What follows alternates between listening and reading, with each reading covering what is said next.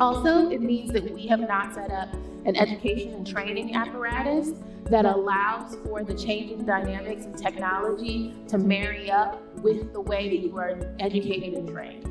That's a problem, right? And if we are not addressing those things, then we're missing the mark. We are just looking at those numbers, the big numbers, big and problematic numbers.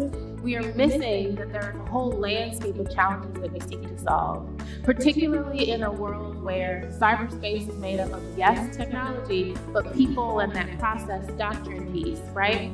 We often forget the people and focus on the technology.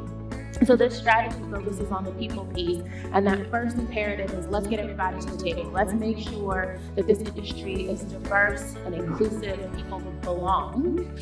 And that's yes to fill the numbers, but more importantly, from what I know you all have seen in working in this space, is having differing perspectives, having different lived experiences, having different educational trajectories, having different skill sets, being multidisciplinary. That coming together is what enriches the work. It helps us better able to identify the threats and the risks and better able to innovate around ways to mitigate them. So it is not only a force multiplier solution, right? Like how do we get more people in here? It is essential. It is our greatest weapon as a nation to bring the talent, the diversity of talent to this challenge space.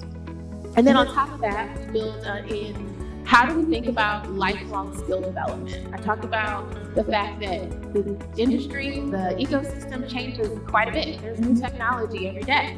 Quantum, AI, all of the things that you guys are thinking about means that what we need from our practitioner changes. Also, as the National Cybersecurity Strategy works, the other big strategy we put out, we're going to be demanding secure by design, secure by default of ourselves and of the market.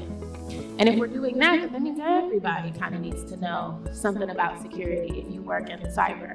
And so that also changes the set of skills that you need. So how do we create lifelong skill development? And it has to start with every American.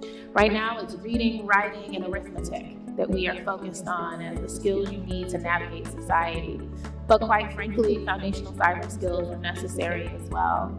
And not just digital literacy where you can turn the device on and off and use it at a basic level, but the computational literacy to understand how turning on and off different features impact you, your family, your safety and your privacy, and also the digital resilience to be able to adapt as technology changes.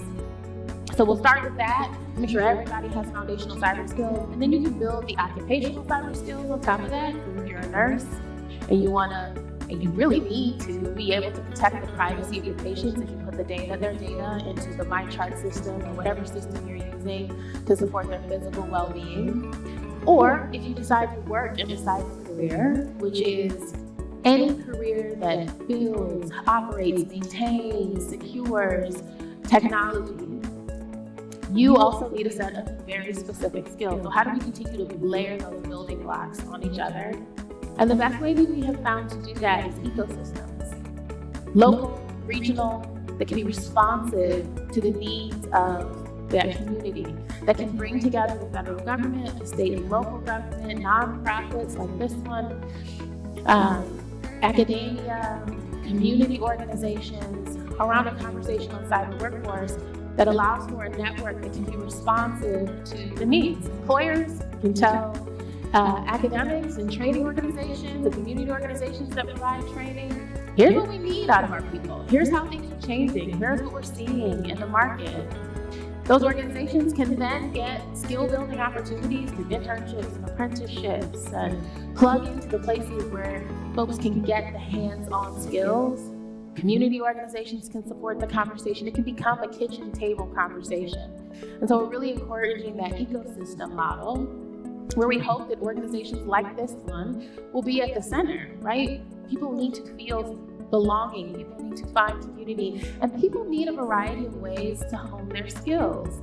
That tenacity you had to want to teach yourself and then teach other people is the way that some people learn best. It may not be a structured 4-year program or a 2-year community college.